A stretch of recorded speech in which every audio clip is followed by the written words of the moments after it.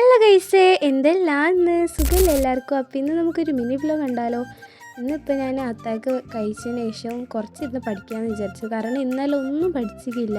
ഇന്നലെ നല്ല വയ്യാണ്ടായിട്ട് ഞാൻ കിടന്നുറങ്ങിയതാണ്. നല്ല പനിയും ജലദോഷവും ചുമയൊക്കെ ഉണ്ടായിരുന്നു.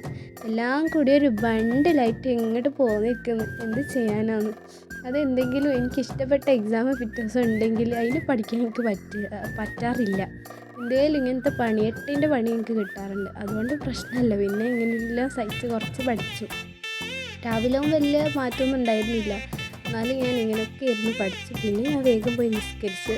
പിന്നെ ഞാൻ കിടന്ന കേസ് നല്ല തലവേദന ഉണ്ടായി. പിന്നെ എണിച്ചത് 12:30 പിന്നെ വീണ്ടും റീസ്റ്റാർട്ട് ചെയ്തു. പിന്നെ പൊമോഡോറോ ടെക്നിക്കൊക്കെ യൂസ് ചെയ്തിട്ടാണ് പഠിച്ചത്. പിന്നെ ഗൈസ്, നിങ്ങൾ ഇങ്ങനെ ഇക്വേഷൻ ബുക്ക് ഉണ്ടായിക്കോട്ടോ. നല്ല ഹെൽപ്ഫുള്ളാണില്ലേ? നല്ല ഹെൽപ്ഫുള്ളാണ്. ഞാൻ യൂസ് ചെയ്തുകൊണ്ട് പറയാണ്. പിന്നെ ഞാൻ വേഗം പോയി കുളിച്ച് നിസ്കരിച്ചു. അപ്പോൾ ഇന്ന് അത്ര കൊള്ളോടാ. ബൈ.